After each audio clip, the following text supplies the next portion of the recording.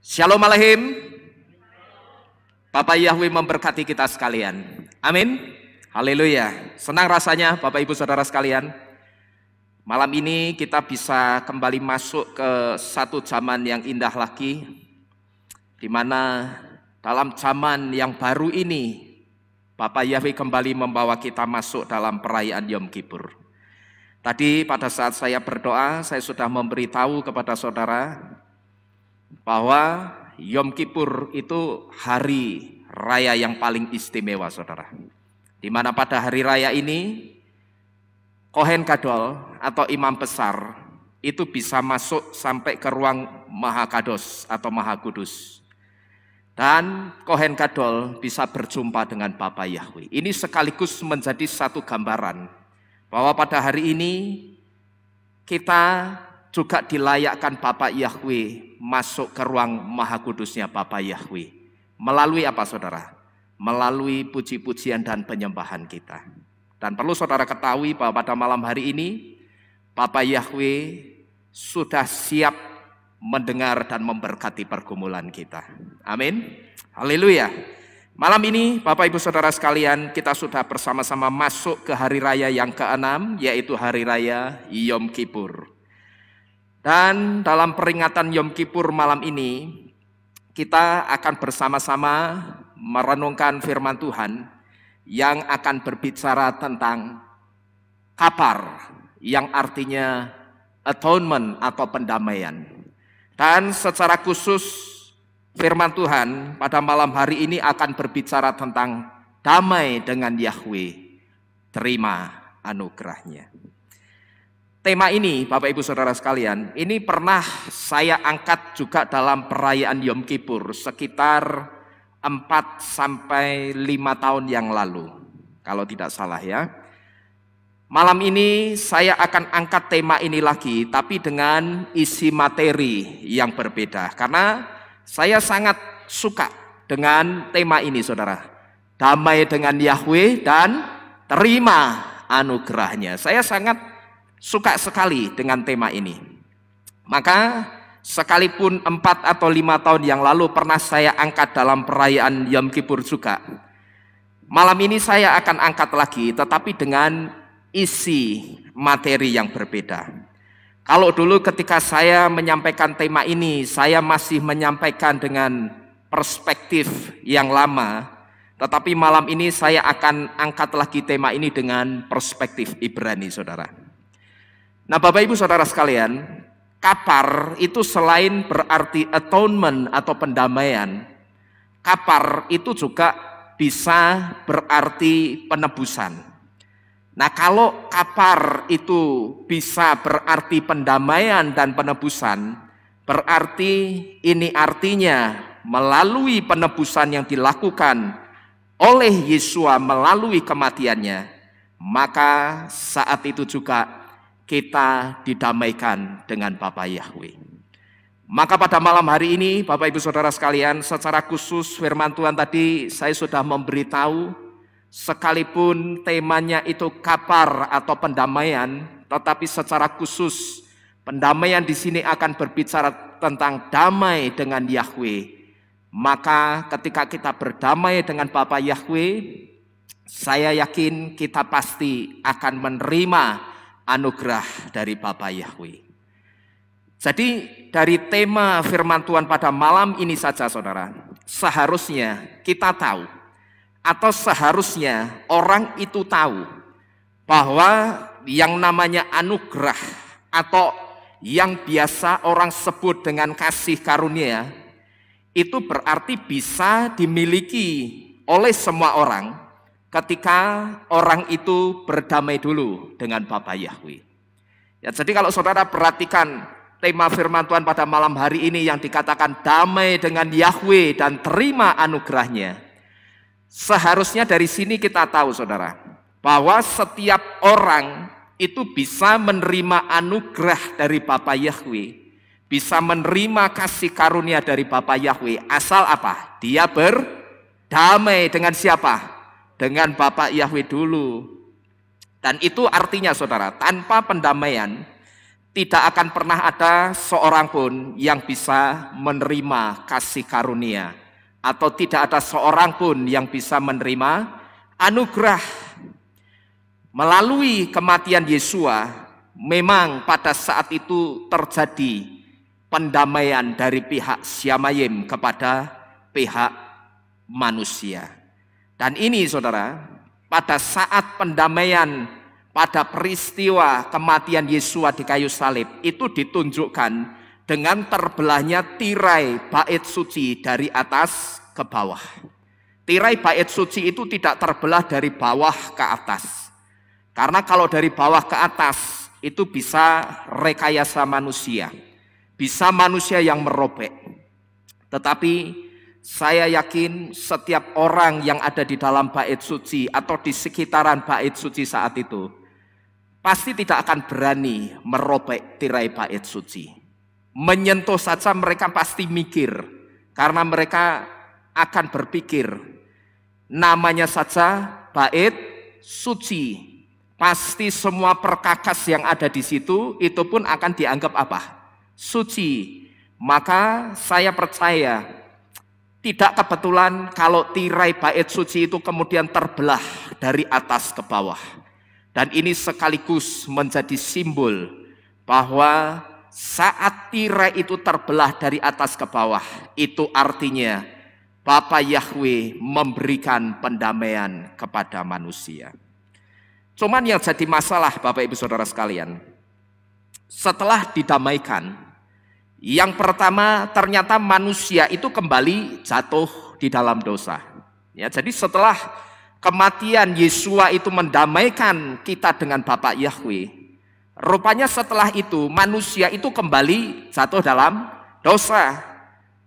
Dan yang kedua, manusia setelah didamaikan saat itu melalui kematian Yesua, rupanya manusia kembali mengadakan permusuhan dengan Bapa Yahweh. Maka saya katakan dari dua kejatuhan fatal setelah pendamaian yang pertama ini saudara, manusia mau tidak mau dia harus mau menerima didamaikan dengan Bapa Yahweh. Tujuannya supaya apa? Supaya manusia itu bisa menerima anugerah keselamatan.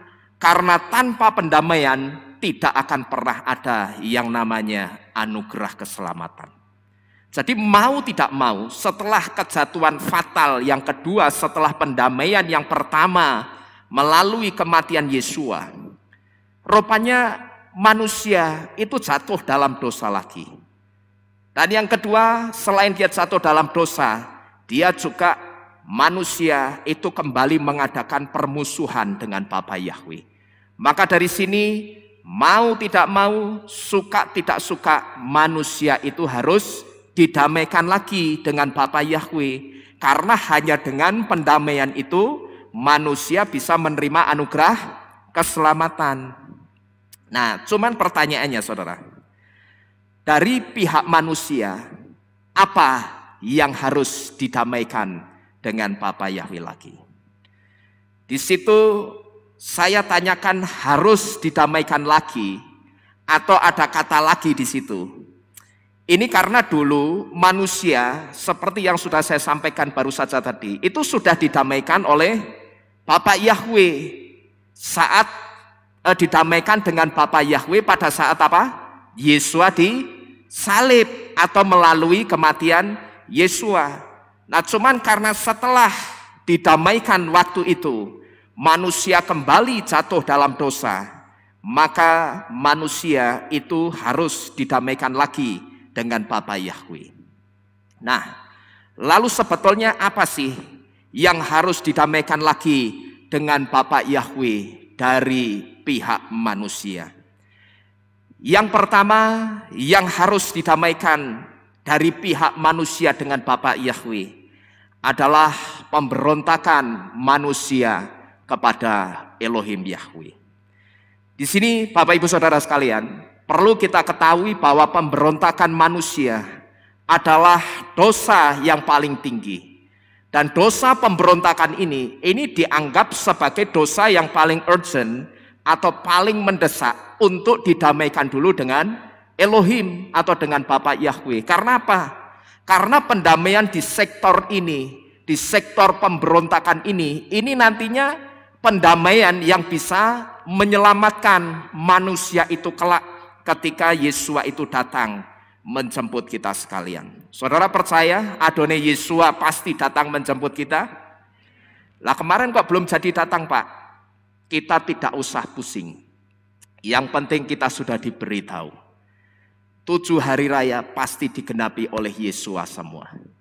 Kalau Yesua menggenapi yang 6 hari raya yang kelima pun pasti juga akan digenapi oleh Yesua. Amin. Cuman pada tahun Ibrani keberapa Yesua itu akan datang, itu yang tidak pernah kita ketahui. Tetapi yang pasti mau datang tepat pada perayaan Yom Teruah atau kapanpun, kita harus siap menyongsong kedatangan Adonai Yesua. Amin. Ya, jadi karena pendamaian di sektor pemberontakan ini, inilah yang nantinya bisa menyelamatkan manusia itu kelak.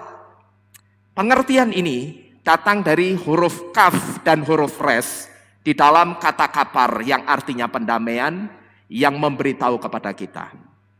Di mana huruf kaf itu memiliki arti sebdu yang artinya menundukkan. Menundukkan di sini ini berbicara tentang penundukan diri untuk mengekang pemberontakan.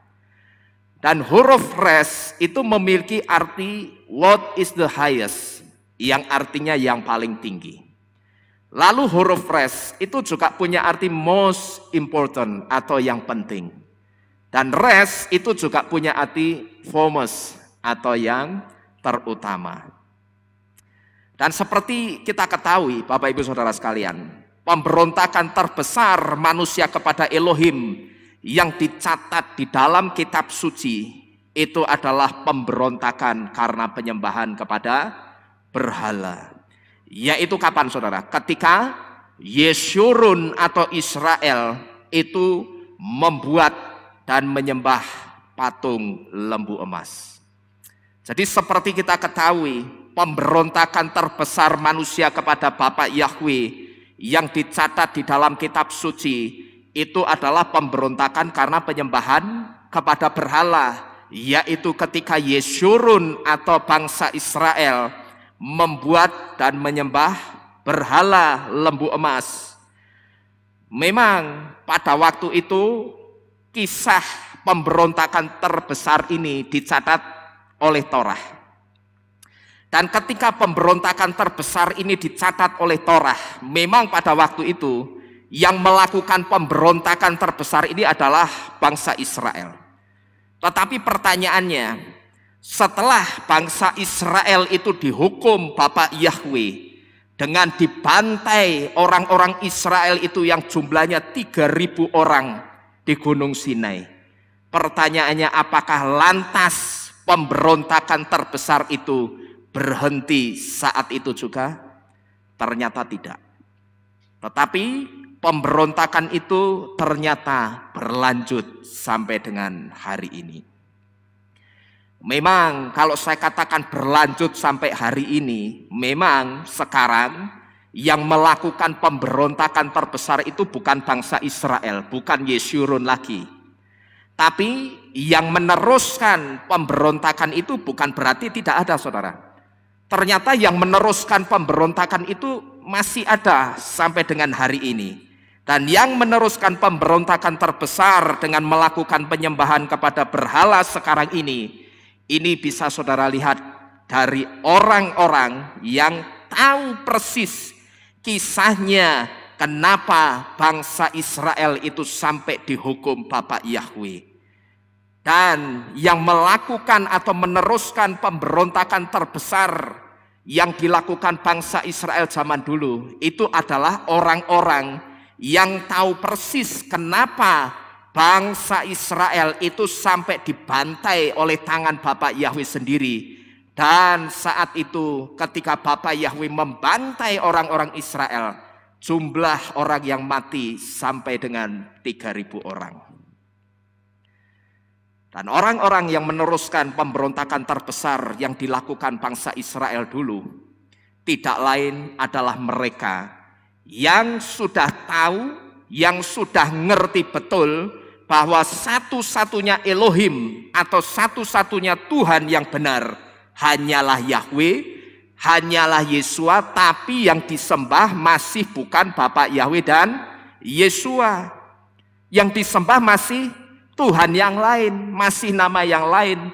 Dan inilah yang saya sebut dengan orang-orang yang sebetulnya meneruskan pemberontakan terbesar kepada Bapak Yahweh pada zaman ini. Kalau dulu yang melakukan orang-orang Israel dengan cara apa? Yeshurun itu tadi ngapain? Membuat dan menyembah patung lembu emas. Mereka tidak sabar, kita ngapain berhari-hari nunggu Mose di sini? Ini ya kalau Mose itu di atas sana masih hidup, nek Mose mati piye? Terus siapa yang akan memimpin kita di antah berantah padang gurun seperti ini? Sudah deh, kita bikin saja ilah berhala bagi kita yang akan memimpin perjalanan kita. Mereka tidak sabar, saudara, menunggu Mose pada waktu itu.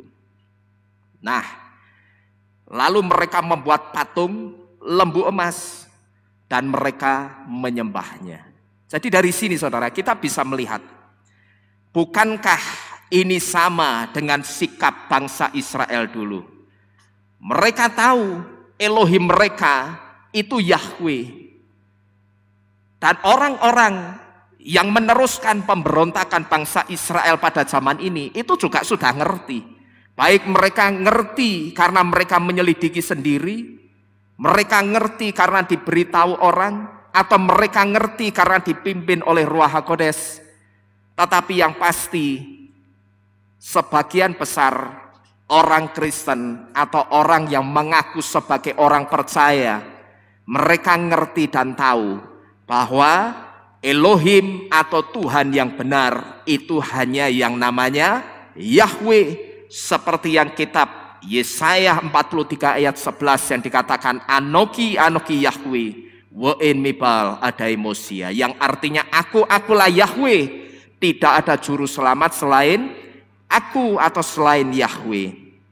Mereka ngerti, saudara, dan sikap tahu orang-orang zaman ini yang ngerti juru selamat yang benar itu hanya Bapak Yahweh dan Yesua. Ini kalau kita renungkan, bukankah ini sama dengan sikapnya bangsa Israel dulu? Di mana bangsa Israel itu ngerti betul, bukan bangsa Israel tidak tahu bahwa Elohim mereka itu ya Yahweh.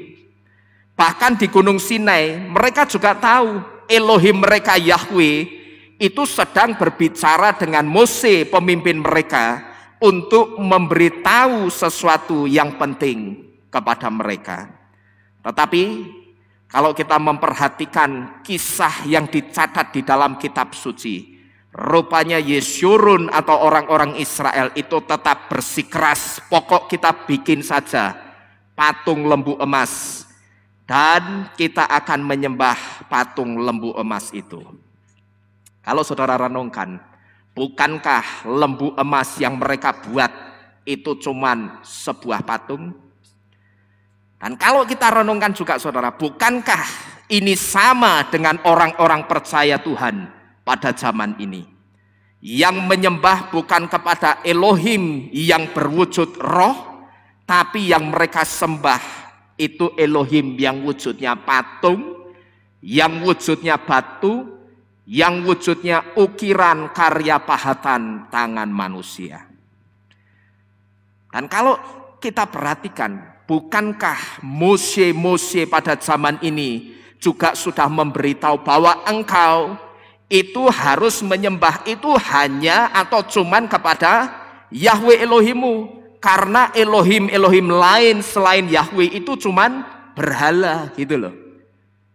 Mose zaman ini, yang saya maksud Mose zaman ini, itu pengajar-pengajar atau pendeta-pendeta zaman ini, itu juga sudah banyak pendeta atau Mose zaman ini yang mengajar bahwa engkau itu harus menyembah hanya kepada Yahweh Elohim, jangan kepada yang lain.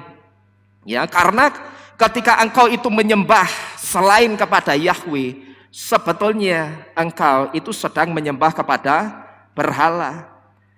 Tapi hari-hari ini saudara, kalau kita perhatikan, kita masih melihat berapa banyak orang yang katanya percaya Tuhan yang masih mengeraskan jantung hatinya. Orang yang katanya percaya Tuhan, tapi anehnya yang disembah justru bukan Tuhan tapi berhala. Ini kalau kita renungkan kan aneh. Di mana-mana mereka mengatakan, aku orang percaya Tuhan, tapi anehnya kenapa yang disembah justru bukan Tuhan tetapi berhala. Bukankah kitab suci kita paling tidak sekitar 70% kitab ILT yang kita pakai dan kitab Yayasan Lembaga Alkitab Indonesia yang mereka pakai itu juga masih ada kemiripan. Sekalipun nama Yahweh itu hanya ditulis di kamus kitab suci, tetapi itu sudah menjawab dan memberitahu dengan jelas bahwa Elohim yang benar itu hanya Bapa Yahweh. Tetapi anehnya mereka mengatakan di mana-mana aku adalah orang percaya Tuhan. Tetapi kok aneh ya, orang percaya Tuhan yang disembah bukan Tuhan tetapi berhala. Nah ini kan aneh. Dan kalaupun mereka menyembah Bapak Yahweh, sayangnya Bapak Yahwehnya itu masih dipersekutukan juga dengan berhala yang dari Yunani. Yahweh itu tidak pernah bermanifestasi dalam diri Yesus Kristus. Yahweh itu hanya bermanifestasi dalam diri Yeshua HaMasyiah. Ya. Anehnya juga itu, ada keanehan yang kedua. Yang kedua anehnya apa?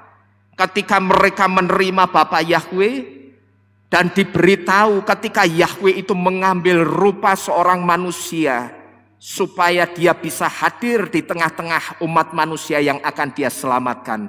Yahweh itu mengambil rupa manusia dalam diri Yeshua. Sudah diberitahu seperti ini, tetapi yang disembah masih berhala yang dari Yunani. Bapak Yahwehnya masih dipersekutukan dengan berhala yang dari Yunani. Ini kan aneh saudara. Ya, jangan pernah saudara yang mendengarkan firman ini dimanapun saudara ada, jangan pernah saudara terus-terusan menganggap Yeshua dan Yesus itu sama. Tidak, ya.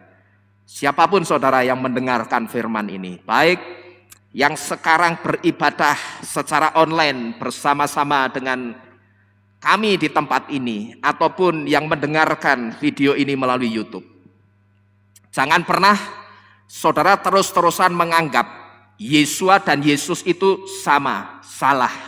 Yeshua dan Yesus itu tidak pernah sama. Cari tahulah yang benar.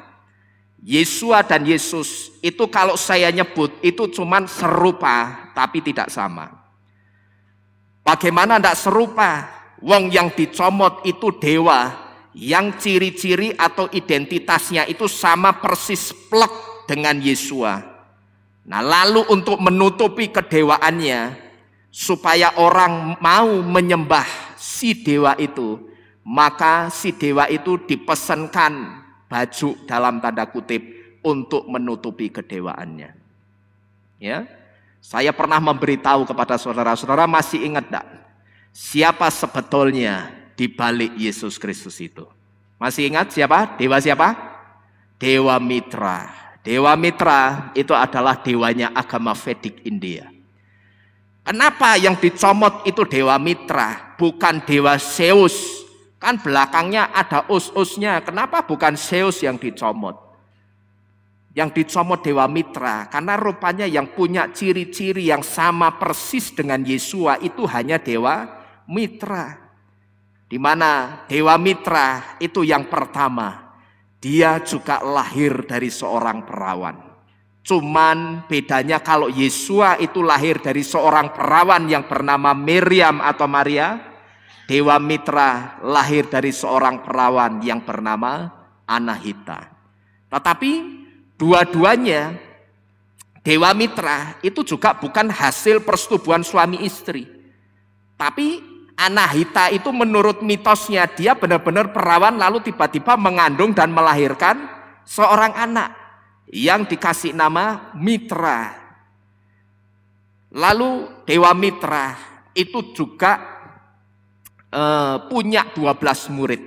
Cuman bedanya kalau Yesua muridnya manusia atau orang seperti kita, Dewa Mitra itu muridnya planet yang jumlahnya ada 12. Lalu Dewa Mitra itu juga suka jalan-jalan sambil menggendong anak domba di lehernya dan berjalan sambil membawa tongkat. Ini persis seperti apa yang dilakukan Yesua. Dan kemiripan dari identitas Yesua yang paling menonjol, yang kemudian itu dicomot oleh orang-orang Yunani dan Romawi untuk menguasai dunia, adalah karena Dewa Mitra itu juga pernah melakukan mujizat. Dia pernah mati dan pada hari yang ketiga dia bangkit dari kematiannya. Maka berbekal identitas atau ciri-ciri yang sama ini kemudian Dewa Mitra dicomot, lalu disodorkan sama orang yang percaya Yesua. Tetapi pada waktu itu rupanya terjadi penolakan besar-besaran. Orang yang percaya Yesua tidak mau nyembah Dewa Mitra. Mereka berpikirlah, buat apa aku nyembah dewa kalau ada Tuhan. Dewa itu kan satu tingkat di bawah Tuhan. Lah kalau ada yang lebih tinggi, ngapain aku nyembah yang lebih rendah? Nah di situ kemudian orang-orang Yunani dan Romawi yang punya kepentingan mau menguasai dunia ini muter otak lagi. Gimana ya caranya ya supaya kedewaannya ini tidak ngerti, tidak diketahui orang. Maka pada saat itu diputuskan, kita bikinkan saja dalam tanda kutip baju, dan kita kasih label baju itu dengan nama Yesus, yang kita sebut dengan Yesus, lalu kita pakaikan kepada Dewa Mitra, sehingga sekarang kedewaannya Dewa Mitra itu tidak kelihatan. Jadi dari sini saudara, kita bisa melihat bahwa pemberontakan terbesar yang dilakukan bangsa Israel dulu ternyata masih terus berlanjut sampai dengan hari ini. Dan yang melanjutkan ironisnya adalah orang-orang yang mengatakan, aku orang percaya Tuhan. Maka inilah kenapa manusia itu harus didamaikan dengan Bapak Yahweh lagi. Karena mereka itu seharusnya hanya menyembah kepada Bapak Yahweh dan Yesua, bukan menyembah di luar dua nama ini. Karena siapapun selain Bapak Yahweh dan Yesua itu bukan Elohim, bukan El Elohim. Mereka Elohim, ya. Yesus, Baal, Molok itu juga disebut Elohim. Tetapi mereka bukan El Elohim. El Elohim itu artinya Elohim yang benar-benar Elohim. Yahweh dan Yesua adalah El Elohim. Nah cuman orang-orang percaya itu harus didamaikan lagi dengan Bapa Yahweh. Karena mereka yang seharusnya menyembah Bapa Yahweh dan Yesua, tetapi mereka masih mengeraskan jantungnya, tidak mau menyembah kepada Bapak Yahweh dan Yesua. Dari 7 hari raya, Bapak Ibu Saudara sekalian, Yom Kippur adalah hari yang paling istimewa bagi orang-orang Yahudi. Karena apa? Karena zaman nenek moyang mereka dulu, Kohen Gadol itu baru bisa masuk ke ruang Maha Kados atau ruang Maha Kudus itu hanya pada saat perayaan Yom Kippur. Lalu hari-hari biasa Kohen Gadolnya sampai mana? Kohen Gadol hanya sampai ruang kudus. Tapi khusus hari raya ini yang sekarang sedang kita peringati, yaitu hari raya Yom Kippur, Kohen Gadol atau imam besar diizinkan masuk ke ruang Maha Kudus untuk berjumpa dengan Bapa Yahweh. Dan ini sekaligus menjadi satu simbol atau gambaran bahwa kita pun tadi ketika menaikkan pujian penyembahan dan mazmur kita, saudara tahu pujian penyembahan dan mazmur kita dilayakkan Bapa Yahweh tembus sampai ruang Maha Kados untuk didengar dan diberkati Bapa Yahweh. Dan saya juga percaya malam ini ketika nanti kita bersama-sama menuliskan setiap dosa-dosa kita di kertas, lalu kita akan bersama-sama meremas kertas itu dengan penuh kebencian, lalu kita akan bersama-sama buang di tempat yang sudah disediakan di depan ini, tempat yang jelek ini, saudara. Lalu kita bakar kertas dosa itu, dan ketika asapnya membumbung naik ke atas, itu menjadi satu simbol atau gambaran bahwa Bapa Yahweh, dengarkanlah pengakuan dosa kami. Dan Bapa Yahweh, berkatilah kerinduan kami untuk mendapatkan belas kasihan, kemurahan, dan pengampunan-Mu. Maka malam hari ini Bapak Ibu Saudara sekalian, mumpung hari ini hari yang spesial, di mana Bapak Yahweh itu sampai mengatur satu waktu khusus. Saya sebut Bapak Yahweh sampai mengatur waktu khusus. Itu tadi sudah saya jelaskan. Hanya pada hari ini Kohen Gadol atau imam besar atau manusia itu bisa masuk ke ruang Maha Kudus. Itu artinya dengan kata lain juga hari ini Bapak Yahweh itu sebetulnya sedang mengatur satu waktu khusus untuk mengadakan pemutihan terhadap dosa-dosa manusia. Saudara mau terima tawaran pemutihan terhadap dosa saudara? Itu hak saudara. Saudara terima, saudara akan mendapatkan pengampunan itu. Tetapi saudara tolak, enggak usah lah. Ngapain dosa pakai ditulis segala? Kan doa secara langsung juga bisa, itu betul. Tetapi iman kita sekarang itu sudah tidak sama lagi dengan pola iman kita yang dulu. Firman itu memberitahu kepada kita dengan jelas bahwa iman tanpa perbuatan hakikatnya apa? Hidup atau mati? Mati. Jadi kalau hanya mengatakan iman tapi tidak ada perbuatannya, mati atau hidup itu iman saudara? Mati. Tidak ada perbuatannya apa-apa. Itu akan mentah, tidak ada artinya apa-apa. Kalau kita hanya mengatakan dosaku pasti diampuni, tetapi untuk tindakan profetik saja dengan menulis dosa itu kemudian kita bakar, kita keberatan. Mana tindakan iman yang bisa membuat imanmu itu menjadi hidup? Ya, paham saudara? Jadi kenapa kita diajak, ayo kita melakukan satu tindakan profetik, ya. Kita tulis, kita ingat-ingat setahun yang lalu pada perayaan yang sama, yaitu perayaan Yom Kippur. Kita juga menulis dosa-dosa kita di sebuah kertas. Maka kita coba flashback setahun ke belakang ini. Setelah dulu saya minta pengampunan dalam perayaan Yom Kippur pada tahun Ibrani 5781. Kira-kira setelah itu aku jatuh dalam dosa lagi atau enggak? Aku melakukan kesalahan-kesalahan apa lagi? Nah itu coba saudara ingat-ingat. Maka saya pun tidak memberitahu ini secara mendadak. Kalau dulu kan kita di sini ya, di Kehilat tulis, nah, bingung, nah mikir dosaku apa wae iki ya setahun iki. Ya saking banyaknya tuh mungkin toh sampai lali. Nah maka saya kasih kesempatan sejak kemarin renungkan kira-kira setelah perayaan Yom Kippur tahun lalu, setelah aku meminta belas kasihan, kemurahan dan pengampunan Bapa Yahweh, aku kembali melakukan apa yang tidak benar di hadapan Tuhan. Nah itu kita tulis, ya barangkali dengan waktu 1-2 hari itu kita menjadi ingat, oh dulu setelah aku diampuni, aku rupanya masih ada kelemahan dan aku jatuh di dosa ini. Nah, itu kita tulis.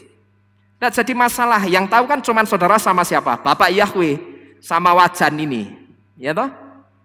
Yang tahu kan saudara, Bapak Yahweh sama apa ki jenenge panci bosok ini. Nah kenapa saya mesti beli panci yang bagus? Ini juga ada artinya. Untuk dosa kenapa mesti kita kasih tempat yang bagus? Paham saudara? Ya, dosa kasih tempat yang jelek aja. Gitu loh. Ya, kalau bisa malah saya pengen yang lebih jelek dari ini. Dulu kita punya yang sudah gosong, cuma diambil orang. Nah, saya mikir wah itu orangnya dosanya banyak itu. ya. Karena sudah ngambil panci dosa, terus yang kedua, pancinya itu habis buat bakar kertas dosanya jemaat Tuhan di tempat ini. Terus ben ditanggung, ya. Jadi dosa saudara lepas, yang ngambil panci itu yang menanggung dosa saudara. Amin. Ya, sudah tidak ada dosa lagi. Salah dewe. Ini jadi tadi mau tak tulisi ya, karena saya kasihan. Lah soalnya kalau habis dipakai buat bakar, langsung tak angkat kan melonyot tangan saya. Nah maksud saya tak taruh di depan dulu, di samping dulu, besok tak ambil gitu loh maksudnya. Nah kok ternyata besoknya hilang. Jadi mau tak tulisi, jangan diambil ya, yang ngambil dosanya banyak. Mau tak tulisi gitu, cuman lali aku.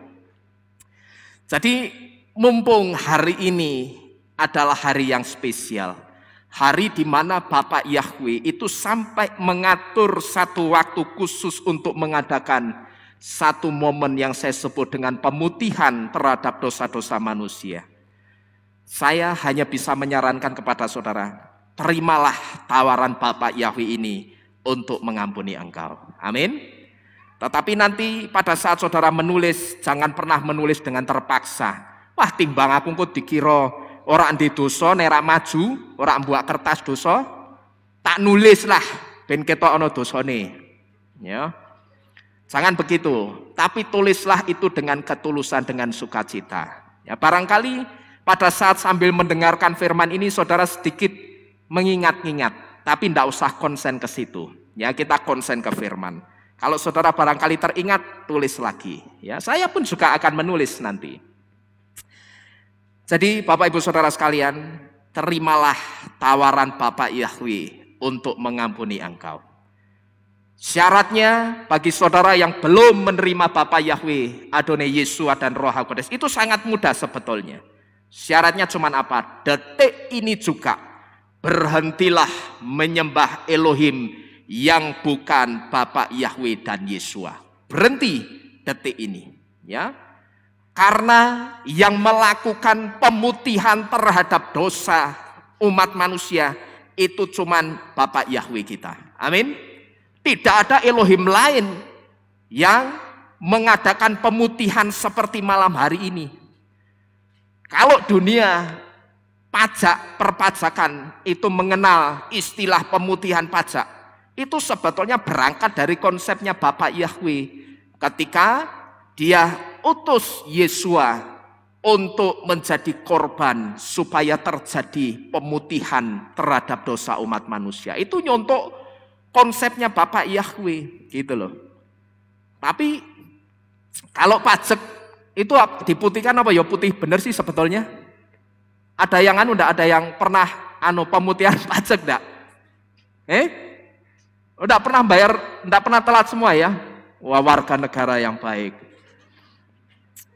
Tapi nunggak 10 tahun podo wae.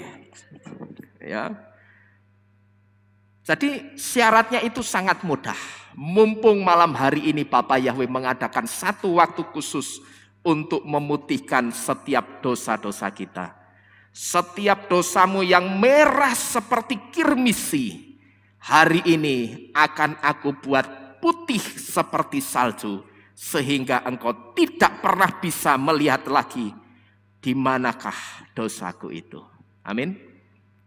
Kalau saudara belum menerima Bapak Yahweh dan Yesua, syaratnya cukup mudah. Detik ini juga berhentilah menyembah Elohim yang bukan Bapak Yahweh dan Yesua, tapi terimalah Yahweh dan Yesua sebagai satu-satunya Elohim dalam kehidupanmu.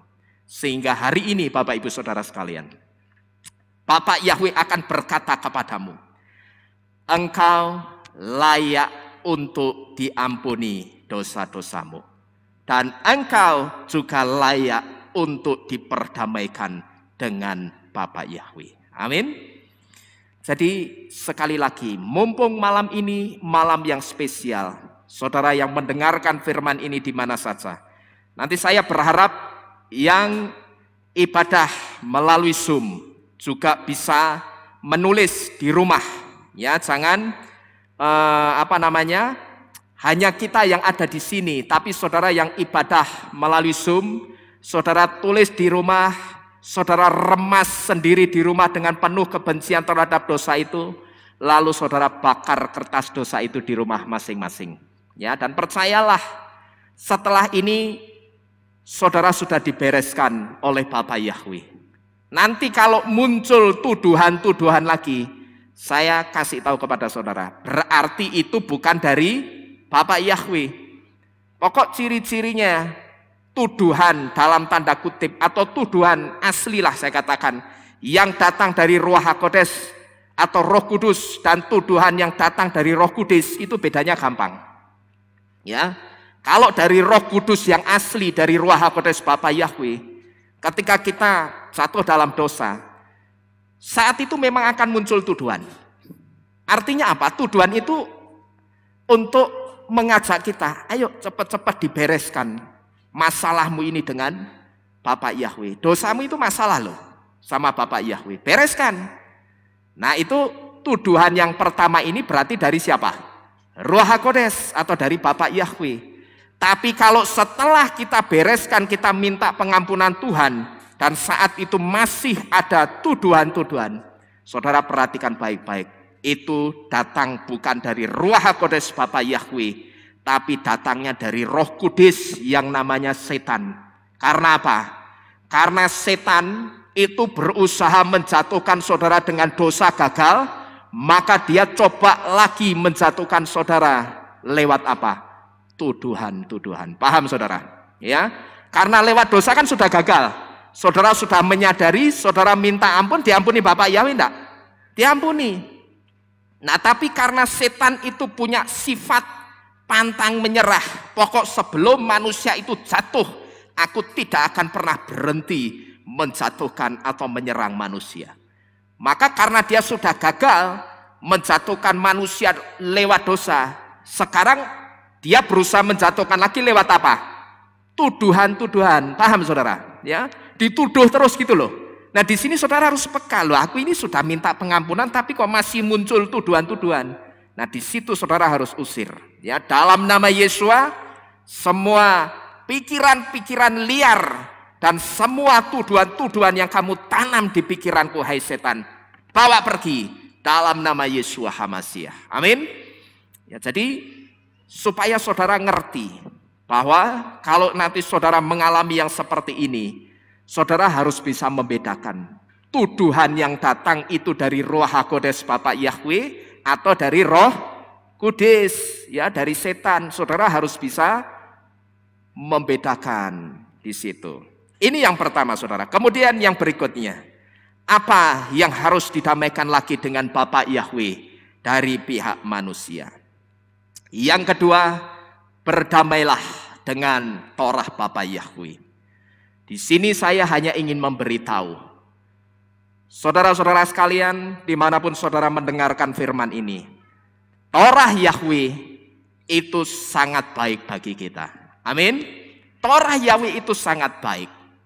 Ya, kalau saudara perhatikan, Raja Daud itu sampai mengatakan apa? Torahmu itu manis seperti madu. Lah padahal kalau kita membaca Torah itu kan begitu mengerikan, betul ya? Gimana sih Pak? Torah kok manis seperti madu? Wong mata ganti mata, gigi ganti gigi, tangan ganti tangan. Masa yang begituan manis seperti madu? Manis di mananya? Manis dari Hong Kong. Nah, itu kalau orang mikir pakai pola Yunani, ya begitu. Tidak akan pernah ngerti maksudnya Torah itu manis seperti madu. Mata ganti mata, gigi ganti gigi, nyawa ganti nyawa. Lalu apa? Tangan ganti tangan. Itu berbicara tentang keadilan gitu loh. Nah, cuman karena orang melihatnya itu dengan pola Yunani, bukan dengan pola Ibrani, yang ngertinya serem. Maka pada saat saya ngomong Torah Yahweh itu baik, Torah Yahweh itu manis seperti madu, orang pasti akan domblong. Loh piye toh? Wong mata ganti mata kok bisa dibilang manis seperti madu? Memang mau matamu tak cungkil? Ya bukan begitu. Ya, jadi yang namanya Torah, Torah itu berbahasa Ibrani. Jadi kalau bahasanya saja Ibrani dan Aram melihat Supaya pengertian Torahnya itu benar pakai bahasa apa berarti? Ya bahasa Ibrani atau bahasa Aram. Pakai bahasa Yunani ya melengse. Ya, meletot. Jadi menyimpang, tidak akan ketemu sampai kapanpun. Di dalam kitab Tehillim, kita buka bersama-sama.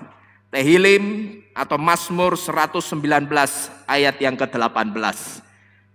Di situ dikatakan, bukalah mataku supaya aku melihat hal-hal ajaib. Dari apa itu? Torahmu. Berarti Torah itu isinya apa? Hal-hal yang ajaib atau hal-hal yang mengerikan? Yang ajaib. Wong Raja Daud sudah ngomong kok. Yuk kita baca sama-sama ya. Mari kita baca sama-sama. Sudah ketemu semua saudara? Sudah ya? Kita baca Tehillim Mazmur 119 ayat 18. Alef Bet Gimel. Bukalah mataku supaya aku melihat hal-hal ajaib dari Torahmu. Amin.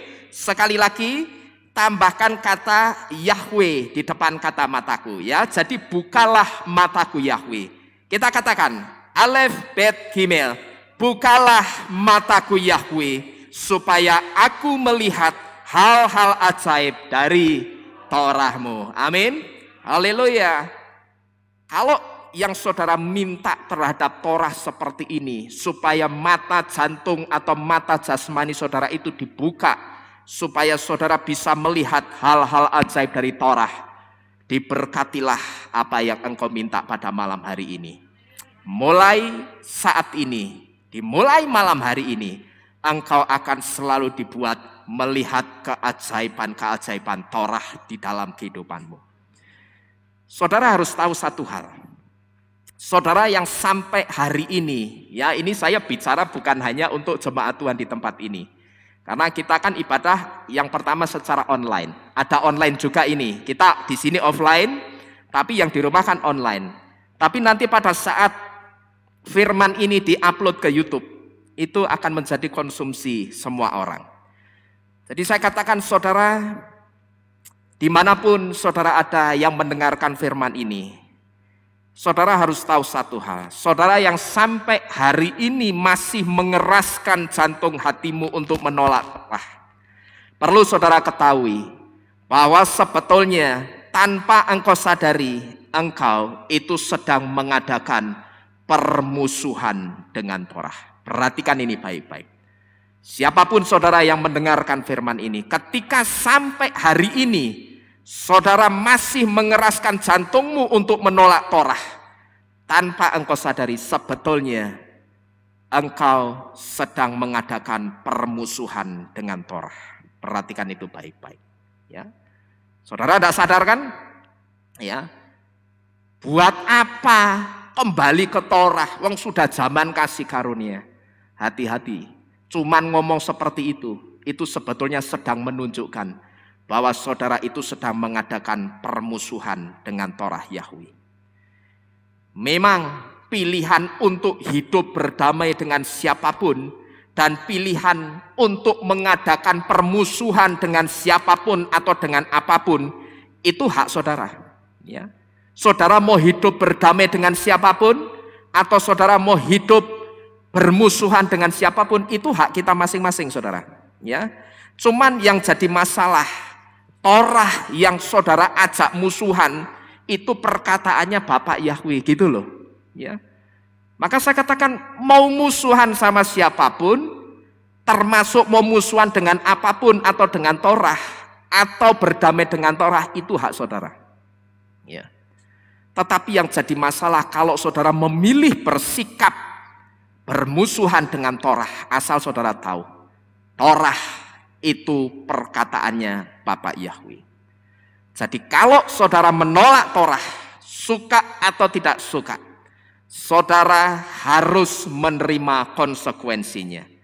Yaitu sebetulnya ketika engkau menolak Torah, sebetulnya saudara sedang bermusuhan dengan Torah. Dan itu artinya juga saudara juga sedang mengadakan permusuhan dengan Bapak Yahweh. Perhatikan ini baik-baik. Saudara tidak suka sama Torah, berarti saudara sedang bermusuhan sama Torah. Tetapi yang jadi masalah Torah itu perkataannya Bapa Yahweh. Jadi dengan kata lain ketika saudara menolak Torah, saudara tanpa saudara sadari, sebetulnya engkau sedang mengadakan permusuhan dengan Bapa Yahweh. Suka atau tidak suka saudara mendengar ini. Tapi sebetulnya inilah sikap yang terbaca di mata Bapa Yahweh. Suka tidak suka saudara mendengarkan saya mengatakan ini? Ya, kalau saudara mendengarkan ini lewat YouTube, wah ngomongnya keras, matiin saja YouTube-nya, tidak usah disetel lagi. Ya, ganti dagelan yang lainnya. Jadi suka atau tidak suka saudara mendengar ini, inilah sikap yang terbaca di mata Bapa Yahweh ketika engkau mengeraskan jantungmu untuk menolak Torah Yahweh. Karena ketika engkau menolak Torah, berarti yang pertama, engkau sedang mengajak Torah itu bermusuhan. Yang kedua, engkau menolak Torah, itu artinya engkau sedang mengajak bermusuhan Bapa Yahweh. Cuman pertanyaannya sekarang, sanggupkah engkau bermusuhan dengan Bapa Yahweh? Kalau saya saudara, tidak akan pernah sanggup. Ya. Kenapa? Karena saya menyadari siapa saya ini. Saya itu cuman debu tanah yang dibentuk Bapa Yahweh itu untuk kemuliaannya. Saudara dan saya itu kan dari apa? Debu tanah. Dibentuk untuk apa? Yang pertama untuk kesenangannya Bapa Yahweh. Lalu yang kedua, saudara dan saya itu dibentuk oleh Bapa Yahweh untuk menjadi apa? Keluarganya Bapa Yahweh. Lalu yang ketiga, saudara dan saya dibentuk oleh Bapa Yahweh itu untuk menjadi mempelai putranya Yesua. Dan yang keempat, saudara dibentuk bersama-sama saya oleh Bapa Yahweh. Itu tidak lain adalah untuk kemuliaan Bapa Yahweh. Maka kalau saya tidak berani dan saya tidak sanggup, karena apa? Tidak pantas buat saya memberontak kepada pencipta saya. Dan tidak pantas bagi saya memberontak kepada perkataan pencipta saya yang disebut dengan Torah. Asal saudara tahu, huruf kaf di dalam kata kapar yang artinya pendamaian, huruf kaf itu juga memiliki arti keter. Keter di sini artinya crown atau mahkota. Dan crown atau mahkota di sini berbicara tentang kemuliaan. Mahkota itu bisa berbicara tentang otoritas, tetapi mahkota juga bisa bicara tentang kemuliaan. Maka seseorang yang dipakaikan mahkota, dia diberi kemuliaan dan diberi otoritas. Huruf kaf di dalam kata kapar yang artinya pendamaian itu juga punya arti keter. Di mana keter itu artinya crown atau mahkota yang berbicara tentang kemuliaan. Dan kalau kemuliaan Elohim ini ditarik benang merahnya dengan hari raya Yom Kippur pada malam hari ini, maka ini artinya berdamailah dengan Bapa Yahweh. Berdamailah dengan Adonai Yesua, dan berdamailah juga dengan Torah Bapa Yahweh, supaya engkau dibawa dalam kemuliaan Elohim. Amin. Ya, jadi berdamailah dengan Bapa Yahweh, Adonai Yesua dan Torah Elohim. Karena tidak kebetulan huruf kaf di dalam kata kapar yang artinya pendamaian itu juga punya arti keter. Keter itu artinya crown atau mahkota yang berbicara tentang kemuliaan. Nah ini artinya berdamailah dengan Bapa Yahweh. Lah kalau keter atau mahkota kemuliaan itu kemudian ditarik benang merahnya dengan hari raya Yom Kippur malam hari ini, itu artinya berdamailah dengan Yahweh, berdamailah dengan Yesua, dan berdamailah dengan Torahnya supaya engkau dibawa masuk dalam kemuliaan Elohim. Maka kalau kita perhatikan saudara, bagian atas kupah pengantin yang melambangkan pihak ketiga yang adalah Bapak Yahweh ini, saudara masih ingat tidak disebut apa?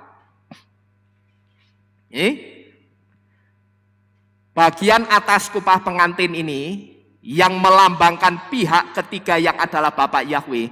Yang sebelah sini ini kan simbol atau lambang dari wanita atau perempuan, yang sebelah kanan itu simbol dari laki-laki. Nah, yang atas ini kan simbol pihak ketiganya. Pihak ketiganya itu siapa? Bapak Yahweh. Nah, ini maka ini disebut apa ini? Pihak ketiga yang disebut Bapak Yahweh ini pernah saya sampaikan di sini. Saudara masih ingat enggak? Ini disebut apa? Bagian atas kupah pengantin ini. Penghubung, betul. Ning bahasa Ibrani ini apa? Yang baru menikah. Ayo, kan kamu menikah di bawah kupah. Percuma kawin. Supaya ini. Jadi yang bagian atas dari kupah pengantin ini disebut dengan Hatoteret.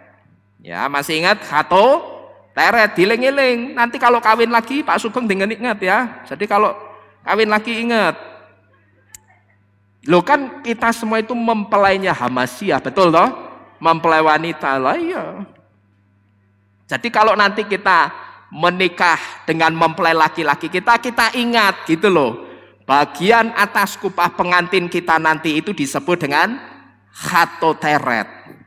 Bagian atas kupah pengantin yang disebut dengan Hatoteret itu adalah simbol dari pihak ketiga. Yang sebelah kiri, tiang sebelah kiri kupah pengantin itu simbol dari perempuan atau wanita. Tiang sebelah kanan itu laki-laki. Yang atas itu adalah Bapak Yahweh. Dan tiang penghubung bagian atas itu disebut dengan Hatoteret. Nah, ini artinya apa, saudara? Hatoteret itu dari kata keter yang artinya crown atau mahkota. Nah, ini artinya Bapak Yahweh lah pihak ketiga yang akan memahkotai rumah tangga dari laki-laki dan perempuan yang disatukan dalam perkawinan kudus. Sehingga kalau Bapak Yahweh yang memahkotai persatuan antara laki-laki dan perempuan dalam perkawinan kudus, maka perkawinan itu akan menjadi kekal dan hanya kematian saja yang bisa memisahkan. Amin. Dan ketika manusia itu mau berdamai dengan menerima Bapak Yahweh, ketika manusia itu mau berdamai dengan menerima Adonai Yesua dan menerima Torah Yahweh, manusia itu akan dibawa kepada kemuliaan Elohim. Cuman pertanyaannya sekarang, kemuliaannya itu apa, Pak? Kemuliaan itu tidak hanya berbicara soal pasti diselamatkannya kita kelak ketika Yesua datang. Saudara dan saya kan punya iman percaya yang sama ya. Bahwa kelak ketika Yesua datang nanti, aku pasti diselamatkan oleh Yesua dari zaman kesusahan besar dunia ini. Amin. Itu kan iman percaya kita. Dan itu saya sebut sebagai kemuliaan yang kita terima, atau upah kemuliaan yang kita terima ketika selama ini kita mengiring Adonai Yesua. Kita kan selama ini mengiring dengan iman percaya. Betul saudara ya?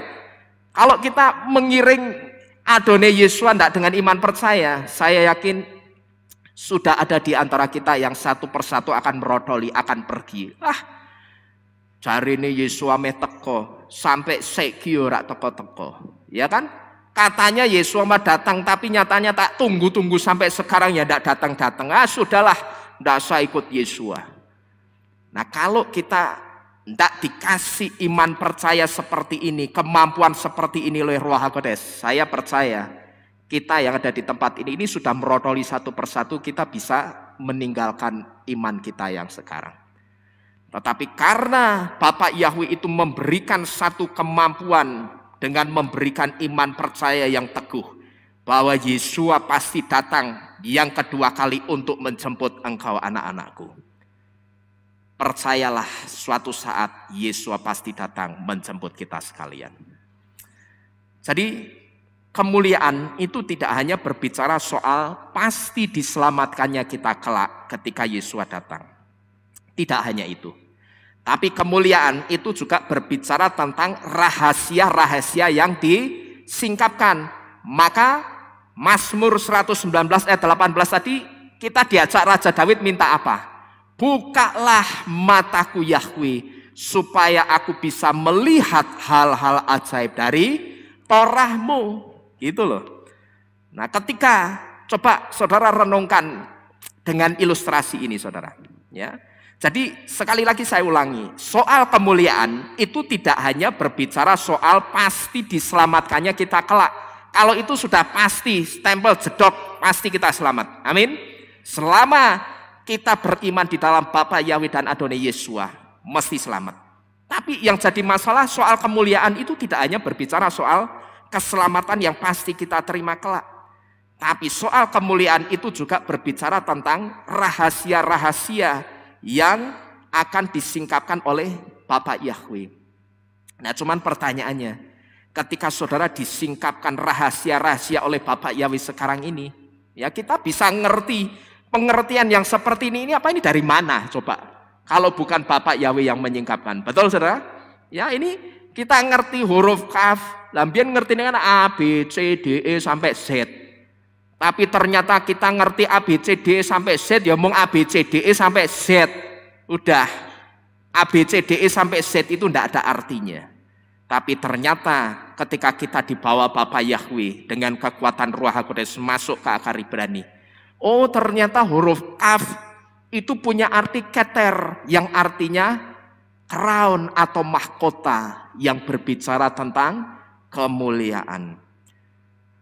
Sekarang tinggal saudara. Ketika saudara menerima penyingkapan-penyingkapan ini, perasaan saudara itu bagaimana? Sukacita, senang, atau alah paling yo ngono. Atau begitu. Alah kok ngono tok. Atau begitu saudara. Coba saudara renungkan dengan ilustrasi ini. Ketika ada orang yang tersohor di negeri ini. Tersohor itu apa? Terkenal atau dikenal banyak orang di negeri ini. Lalu orang itu kemudian dekat dengan kita. Dan kemudian orang yang terkenal atau tersohor itu dia menceritakan semua unek-unek bahkan sampai rahasianya kepada kita. Yang katakanlah, lah aku ini kan bukan siapa-siapa ya. Aku ini kan cuma orang biasa. Sedangkan dia orang terkenal. Dia banyak dikenal orang, dia tersohor. Tapi ketika orang yang tersohor itu kemudian mau cerita unek-uneknya kepada kita yang orang biasa. Bukan siapa-siapa. Kira-kira perasaan saudara bagaimana saudara? Kita pasti akan berpikir begini. Lah ini orang kan dia bukan orang biasa ya. Tapi kok dia cerita semua unek-uneknya ke aku ya. Kenapa ini? Semua rahasianya itu kok dibuka ke aku ya. Kok sebegitu percayanya ya. Dia itu sama aku. Padahal secara aku bukan orang yang tersohor seperti dia. Nah ketika saudara merasa seperti ini. Ketika saudara dicurhati oleh seseorang yang saya sebut orang itu tersohor. Saudara bertanya sampai ada pertanyaan dalam jantung hati saudara seperti itu. Itu sebetulnya di situ ada perasaan bangga saudara. Betul saudara ya? Misalkan tiba-tiba siapa yang terkenal di sini? Bu Susi Pujiastuti. Kan beliau ini juga viral, terkenal. Tiba-tiba Bu Susi itu datang kepada saudara. Dia keluarkan unek-uneknya kepada saudara. Dia sampaikan banyak hal-hal privasi pribadi yang seharusnya tidak dikonsumsi banyak orang, tetapi itu disampaikan kepada saudara. Saudara ada perasaan bangga enggak? Jujur saja. Pasti ada. Ya. Nah, kalau yang menyingkapkan rahasia ke kita itu bukan cuman manusia yang tersohor, tapi yang menyingkapkan rahasia ke kita itu Bapak Yahweh. Kira-kira perasaan saudara itu bagaimana? Kalau perasaan saudara menerima penyingkapan rahasia-rahasia Elohim hanya biasa-biasa saja, Allah ya wis ngerti terus kanggo apa? Saya pernah mendengar loh orang mengatakan seperti itu, saudara. Dalam jantung hati saya mikir, ini orang, ya ini berarti orang yang hidupnya bisa saya pastikan hidupnya model hidup yang flat. Datar-datar aja gitu loh, saudara ya. Seneng ya flat, sedih ya flat. Jadi kalau saya bayangkan mukanya itu kayak SpongeBob gitu loh. Wajahnya kotak, flat. Mau sedih, mau seneng ya tetap apa? Kotak. Gitu loh. Saya saja merasa, wih, sampai segininya ya. Saya pernah bersaksi sama saudara-saudara, ingat enggak? Kalau saya mempersiapkan materi firman, terkadang seperti saya ambil contoh materi firman hari ini itu dari kemarin sore siang saya selesai jam berapa saudara tahu? Jam 3:30 pagi tadi. Maka pada waktu Ibu Eko ini beresin kehilat, saya belum bangun karena 3:30 saya selesai, saya tidur, saya pakai tidur untuk istirahat, saya mempersiapkan fisik saya. Ya, jam 10 saya baru bangun. Jadi capek, artinya saya sedang memberitahu secara fisik manusia saya itu capek, melelahkan. Tapi saudara tahu, yang saya rasakan ketika rahasia itu mulai disingkapkan, ceder, rasanya seperti itu saudara. Seperti dibuka, dia ngantuk itu hilang.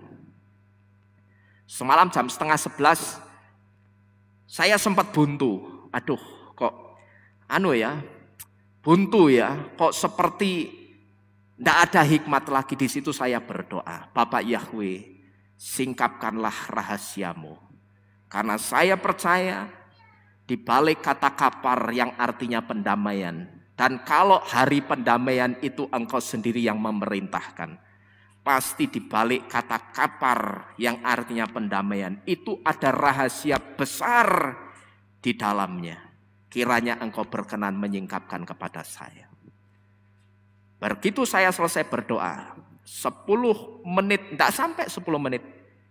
Puji Bapak Yahweh, hikmat itu datang lagi. Saudara tahu, saya terus ngetik, neruskan sampai jam 3:30 pagi itu tidak kerasa. Ngerti-ngerti, sudah jam 3:30 ya. Ya, jadi kalau perasaan saya menerima penyingkapan, itu saya senang, saya sukacita sekali. Sekalipun saya tidak akan pernah, saya bangga-bangga, tetapi bukan terus kemudian saya akan mengunggul-unggulkan. Karena yang patut kita banggakan, itu bukan hanya ketika rahasia itu disingkapkan. Tapi banggalah ketika namamu dan nama saya, itu tertulis di dalam Sefer HaHayim, kitab kehidupan Bapak Yahweh. Amin. Banggalah.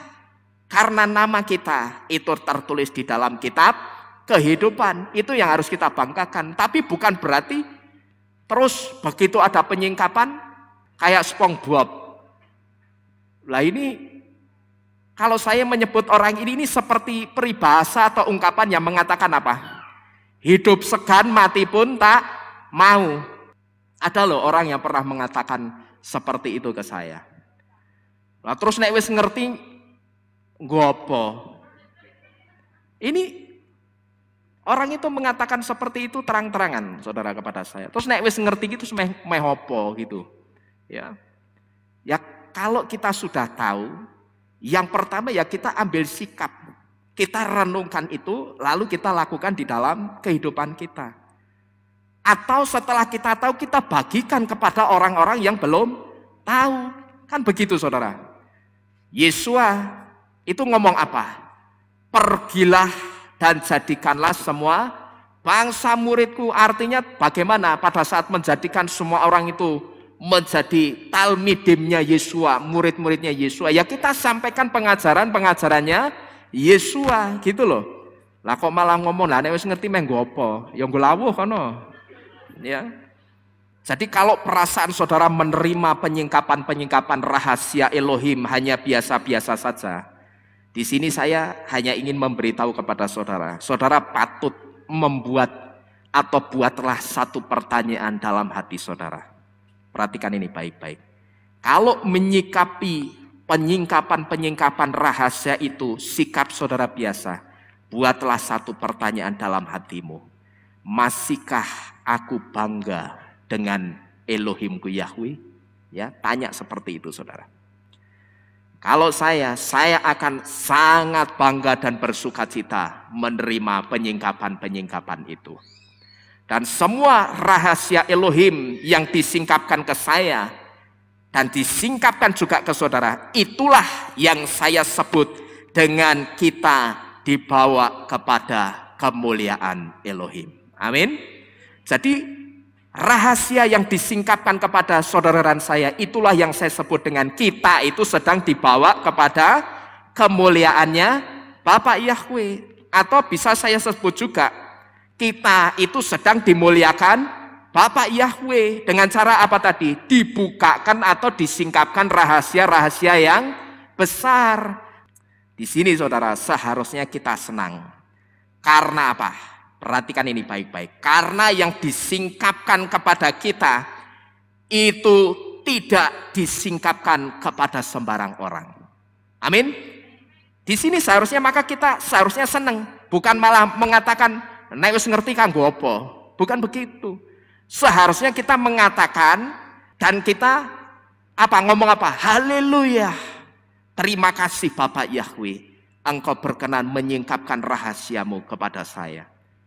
Karena apa saudara? Kita senang itu. Karena apa yang disingkapkan kepada kita itu tidak disingkapkan kepada sembarang orang, tapi hanya kepada orang-orang pilihannya Bapak Yahweh.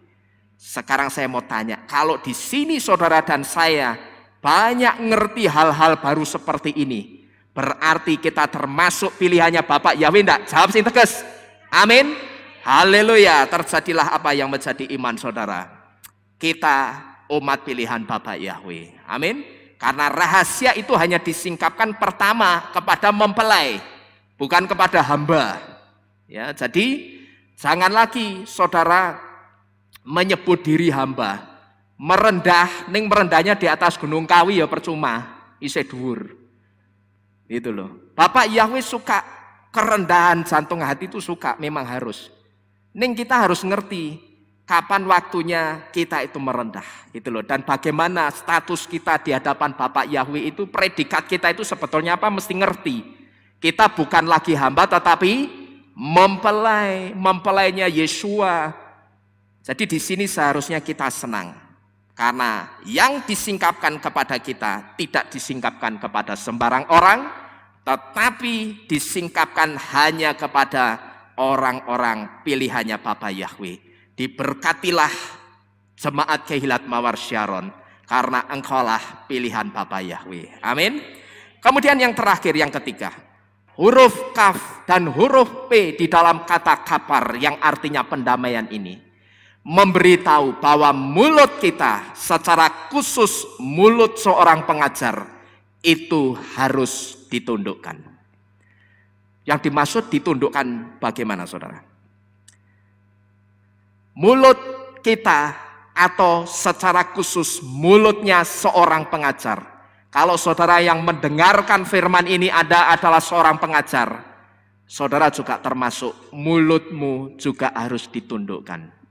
Lalu yang dimaksud ditundukkan bagaimana? Yang dimaksud adalah ditundukkan untuk mengajar yang Elohim katakan saja di dalam kitab suci. Jadi yang dimaksud huruf kaf dan huruf p di dalam kata kapar yang memiliki arti pendamaian ini, huruf kaf dan huruf p ini memberitahu bahwa mulut kita dan secara khusus mulutnya seorang pengajar itu harus ditundukkan. Ditundukkan bagaimana? Ditundukkan yang dimaksud di sini adalah ditundukkan untuk mengajar yang Elohim katakan saja di dalam kitab suci. Jangan ditambahi dan jangan dikurangi. Bapak Yahweh ngomong A, kita ngomongnya apa? Ya A, ndak usah A plus, A kuadrat ndak usah. Bapak Yahweh ngomong B, C, ya B sama C itu yang kita katakan. Ya, ndak usah ditambahi macam-macam. Perhatikan ini baik-baik. Firman Elohim atau firman Tuhan itu memang pahit rasanya. Ya, apalagi kalau kita membaca kitab apa? Kitab Misle atau kitab Amsal, atau kita membaca kitab Gilyana atau kitab Wahyu. Kalau kita membacanya pas yang teguran-teguran itu rasanya pahit atau manis? Jujur, pahit. Ya, jadi firman Elohim ini saya belum pernah, saya jujur ngaku, baca kitab suci dari Kejadian pasal pertama sampai Wahyu urut bar itu belum pernah. Ya, coba saya punya satu keyakinan, kalau itu dibaca semua kemudian saya hitung, firman yang saya sebut manis dan firman yang saya sebut pahit, itu saya hitung begitu saya ketemu firman yang saya sebut manis, misalkan seperti ayat yang ngomong apa? Diberkatilah orang yang mengandalkan Yahweh, karena dia akan dibuat seperti pohon yang ditanam di tepi aliran air. Ini manis atau pahit? Manis, tak catat siji ya, kayak orang di penjara itu toh, menghitung hari begitu 5 dicoret miring.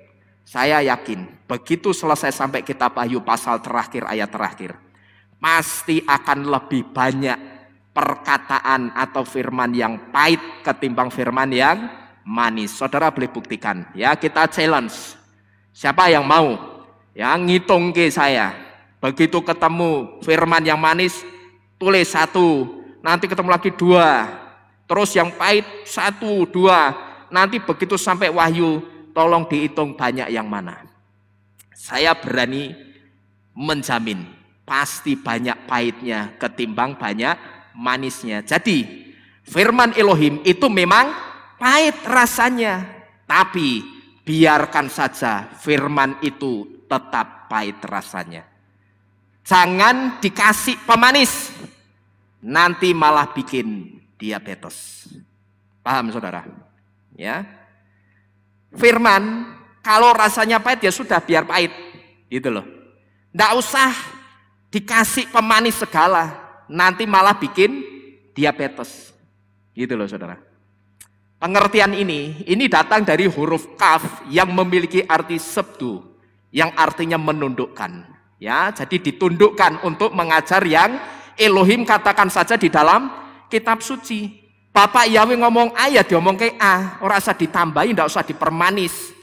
Kalau kita disuruh mencintai Torah ya ndak usah Torah itu kemudian didefinisikan macam-macam, gitu loh. Ya, sudah kita disuruh mencintai, ya kita cintai Torah itu dengan kesungguhan jantung hati kita. Amin. Lalu pengertian ini juga datang dari arti huruf P yang memiliki beberapa arti. Yang pertama, huruf P itu memiliki arti maut atau mulut. Huruf P juga punya arti to command yang artinya untuk memerintah, dan ini berbicara tentang otoritas. Huruf P itu juga memiliki arti speak atau berbicara. P memiliki arti blow atau meniup, dan ini berbicara tentang menghembuskan. P juga memiliki arti scatter yang artinya menyebarkan, dan ini berbicara tentang memberitakan firman Elohim. P itu juga punya arti declare atau menyatakan atau deklarasi. P itu juga punya arti word atau kata, dan ini kata di sini berbicara tentang perkataan Bapa Yahweh atau firman Elohim. Jadi dua arti dari huruf kaf dan huruf P ini memberitahu kepada kita. Nah sekarang coba saudara perhatikan baik-baik. Kalau kita hanya mengambil arti-arti dari huruf P, ya cuman huruf P-nya saja, perhatikan ini baik-baik. Kalau kita hanya mengambil arti-arti dari huruf P, lalu arti-arti itu kita rangkai, maka arti-arti huruf P ini akan menjadi kalimat mulut yang diberi otoritas untuk berbicara, menghembuskan dan memberitakan serta mendeklarasikan firman Elohim. Ya, yang kita ambil cuman arti dari huruf apa? P. Nah, ketika arti-arti dari huruf P itu kita rangkai, maka akan menjadi kalimat nubuatan. Mulut yang diberi otoritas untuk berbicara, menghembuskan dan memberitakan serta mendeklarasikan apa ini? Firman Elohim. Kalau kita perhatikan saudara, kalimat nubuatan dari arti huruf P ini arahnya kuat kemana? Ke jemaat atau gembala? Jemaat atau pendeta? Ya, ini kan arti-arti dari huruf P tadi kita rangkai. Begitu kita rangkai jadi kalimat nubuatan seperti ini. Ayo kita baca. Alef Bet Gimel. Mulut yang diberi otoritas untuk berbicara, menghembuskan dan memberitakan serta mendeklarasikan firman Elohim. Kalau saudara perhatikan kalimat nubuatan dari arti-arti huruf P ini arahnya kuat kemana? Ke pengajar firman. Pengajar firman itu kita menyebutnya dengan pendeta. Karena apa? Saya mengatakan begini. Karena yang biasanya otoritasnya kuat mendeklarasikan firman itu seorang pendeta.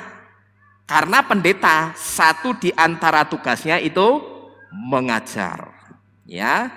Saya mengatakan begini karena yang biasanya otoritasnya kuat mendeklarasikan firman itu siapa?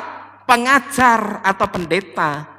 Karena pendeta itu satu di antara tugasnya adalah mengajar, dan seorang pengajar firman itu seharusnya mengatakan yang dikatakan Bapak Yahweh saja di dalam kitab suci.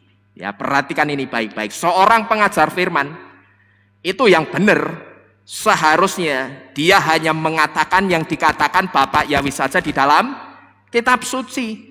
Tidak usah ditambahi macam-macam, tidak usah dikurangi, apalagi dikasih pemanis supaya manis didengar orang, tidak usah.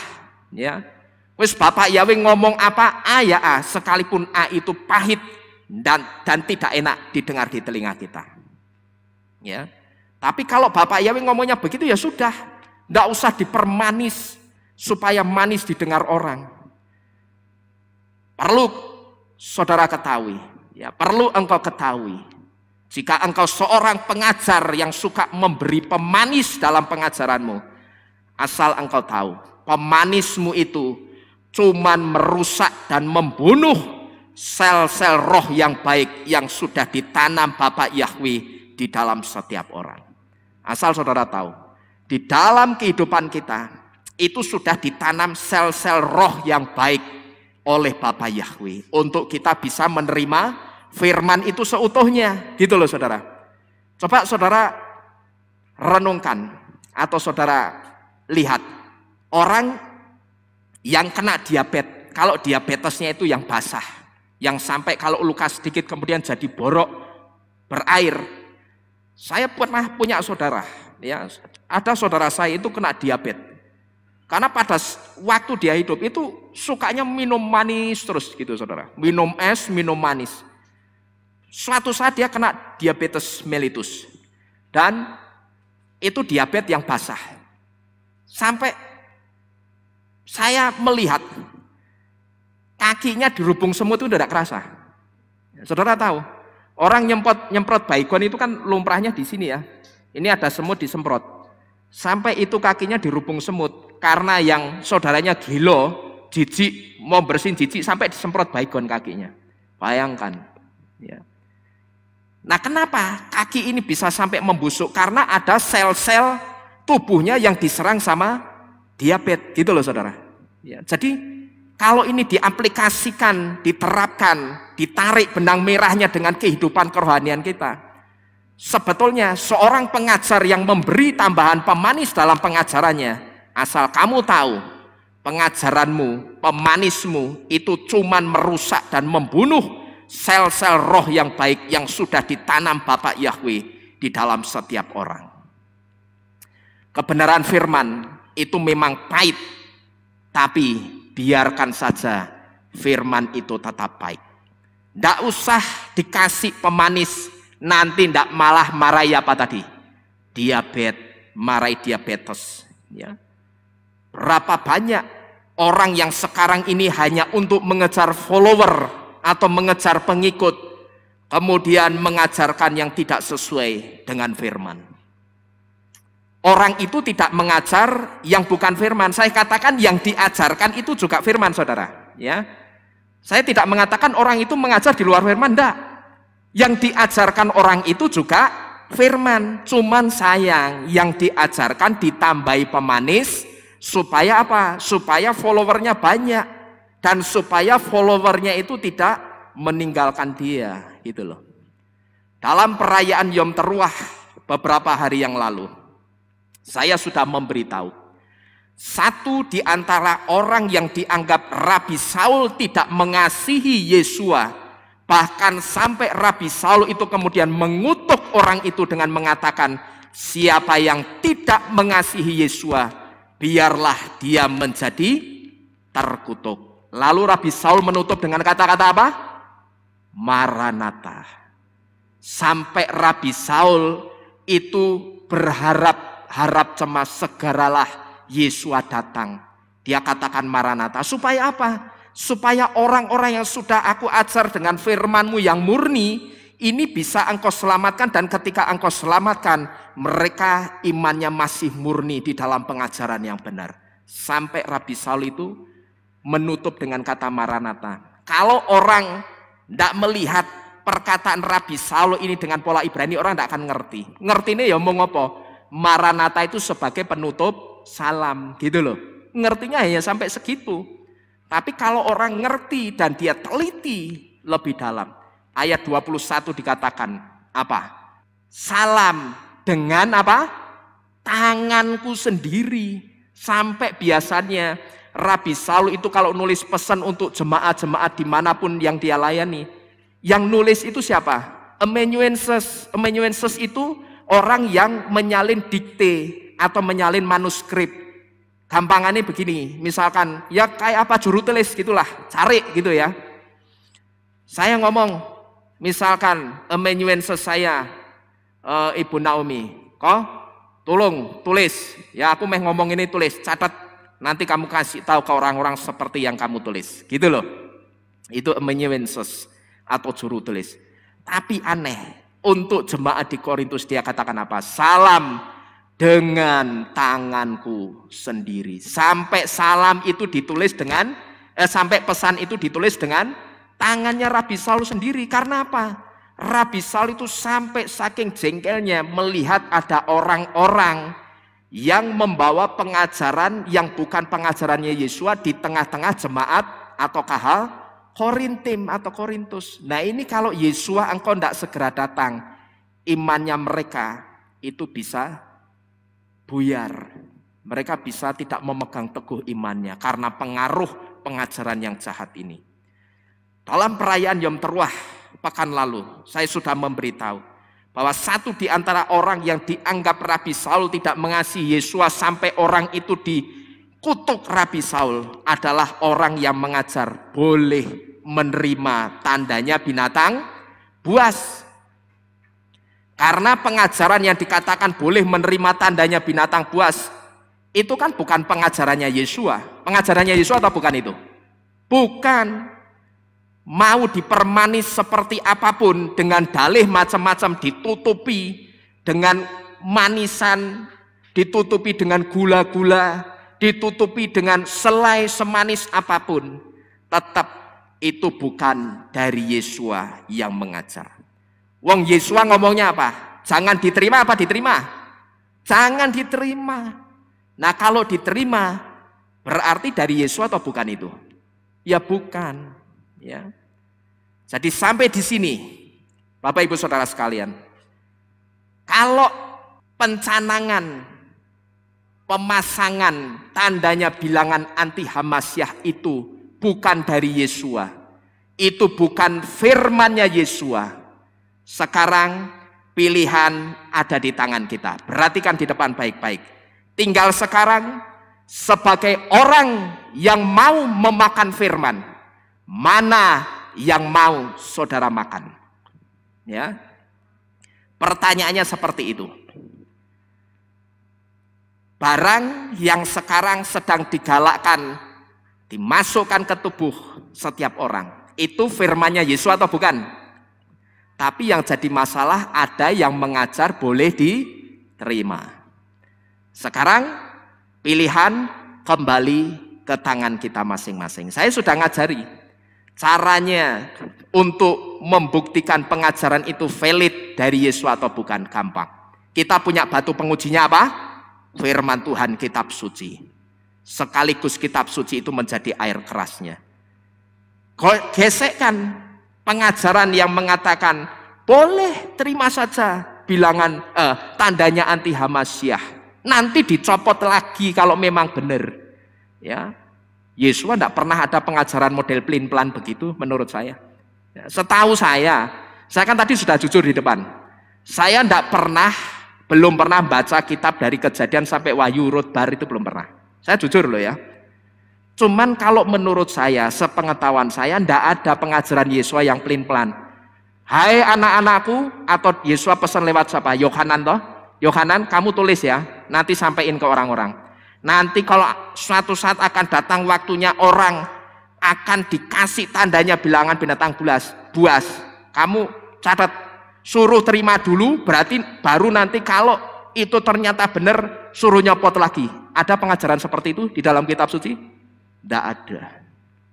Berarti kalau sampai ada pengajaran seperti ini pengajaran yang asli atau dikasih pemanis? Dikasih pemanis, ya. Jangan sembarangan ngajar. Itu loh. Jadi sekarang keputusan dikembalikan kepada saudara masing-masing. Tinggal sekarang sebagai orang yang mau mengkonsumsi atau memakan firman itu, mana yang mau saudara makan? Pilihannya ada dua. Yang pahit tapi menyehatkan, atau yang dipermanis tapi itu merusak sel-sel roh yang baik yang sudah ditaruh Bapak Yahweh di dalam kehidupanmu. Pilihan ada di tangan kita masing-masing. Mau iman dan rohmu tetap sehat atau kena diabetes, itu pilihan kita masing-masing, ya. Mau yang sehat, makanlah yang pahit. Maka supir-supir beca itu minumnya apa? Brotowali sama apa? Jamu apa itu sing ijo-ijo itu? Godong kates, kan gitu. Mereka sehat-sehat, ya toh. Kalau genjot sepeda, tanjakan itu kuat-kuat, ya ndak meledos. Kalau duar itu yang meledos bukan kempole, sing meledos bane. Ya kan, tapi tenaganya kuat-kuat. Mereka genjot sampai tanjakan itu pun, walaupun itu rodanya 3 becak, tetap kuat karena mereka terbiasa apa? Minum minuman yang pahit. Berarti minuman atau makanan yang pahit itu menyehatkan enggak? Menyehatkan, ya. Mau yang sehat, makanlah yang dalam tanda kutip pahit. Pasti menyehatkan. Jadi mulut saya dan mulut saudara, sekalipun saudara itu bukan seorang pengajar, sekalipun saudara bukan seorang pendeta, tetapi melalui huruf kaf dan huruf P kita sudah diberitahu bahwa tundukkan mulutmu kepada kebenaran Bapa Yahweh saja. Amin. Tundukkan mulutmu untuk mengatakan kebenaran saja, sehingga kebenaran yang rasanya pahit itu tetap engkau katakan dalam keadaan yang pahit. Ketika kebenaran itu tetap kita terima dan kita makan tetap dalam keadaan yang pahit seperti aslinya. Saya punya satu iman percaya, kebenaran itu akan menyelamatkan jiwa kita kelak. Amin. Memang pahit, tapi sudah terbukti. Gampangannya contohnya tukang beca itu kenapa bisa tenaganya double power? Karena saya pernah tanya, ya mas, saya minum itu brotowali di Yutentrem itu, kan di bawah itu ada orang jual jamu kan, di ayunan bawah itu dinosaurus itu.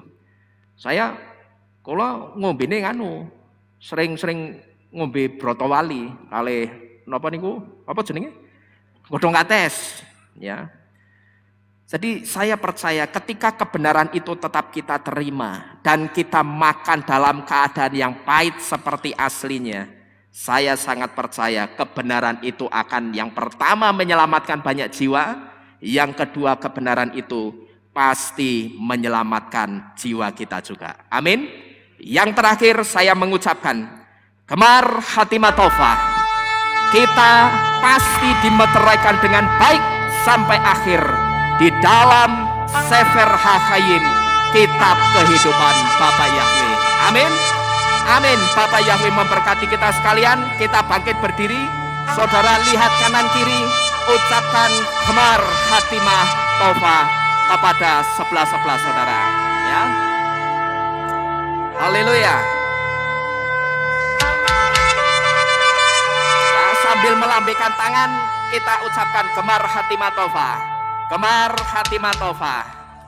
Namamu dan namaku pasti dimeteraikan dengan baik sampai akhir di dalam Sefer HaChaim, kitab kehidupan Bapa Yahwe. Saya melambaikan tangan untuk yang di dalam, yang di luar, dan juga yang ada di rumah. Gemar Hatimah Taufa, Bapa Yahwe memberkati kita sekalian. Amin. Mari kita bersama-sama tunduk di dalam doa. Biarkan shofar tetap berbunyi. Haleluya. Sungguh kami mengucapkan syukur kepadamu Bapa Yahwe. Karena malam ini kembali satu pengajaran dan rahasia yang dahsyat dan luar biasa Engkau kembali singkapkan kepada kami Bapa. Kami bersyukur kepadamu karena kami tahu rahasiamu tidak disingkapkan kepada sembarang orang, tetapi hanya disingkapkan kepada orang-orang pilihan Bapa Yahwe. Kami bersyukur malam ini kami menjadi orang-orang pilihan-Mu sampai Adonai Yesua datang menjemput kami sekalian. Kami percaya kami akan tetap menjadi orang pilihan Bapa Yahwe ketika kami bisa menjaga iman percaya kami di dalam Bapa Yahwe, Adonai Yesua dan Ruach HaKodes sampai kepada kesudahannya. Terima kasih Bapa. Sebentar secara profetik kami akan bersama-sama menulis setiap apa yang menjadi kesalahan dan dosa kami, pelanggaran kami selama setahun belakangan. Ruach HaKodes, berikan kami hikmat-Mu. Jika kami sudah menulisnya dari rumah, namun jika ada hal-hal yang tidak benar yang masih Bapa Yahwe pandang untuk kami akui di hadapan-Mu, biarlah Bapa, Engkau yang akan memimpin jantung hati pikiran kami untuk kami mengetahui mana yang masih tidak benar di hadapan-Mu. Dan kami akan tulis dengan ketulusan, dengan sukacita.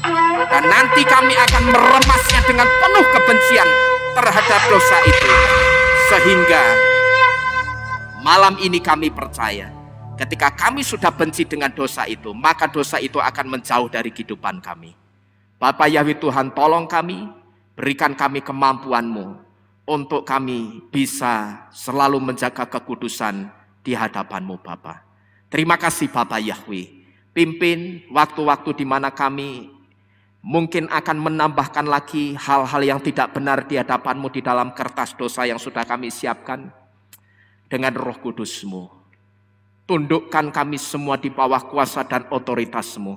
Sehingga malam hari ini, baik yang ada di ruangan ini maupun yang ada di rumah, dan saudara-saudara kami yang menyaksikan firman ini melalui YouTube, tidak ada yang memegahkan dan meninggikan dirinya, tetapi semuanya akan bersama-sama menundukkan dirinya untuk mengakui setiap kesalahan, dosa, dan pelanggarannya di hadapan Bapa Yahwe. Dan kami percaya ketika dengan ketulusan kami merendahkan jantung hati kami, Bapa Yahwe, kami percaya Engkau pasti mendengar pengakuan kami. Engkau memberkati kerinduan kami untuk diampuni Bapa Yahwe.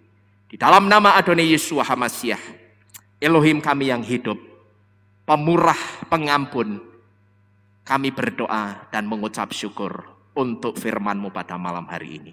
Setiap kita yang percaya, bersama-sama kita katakan, amin.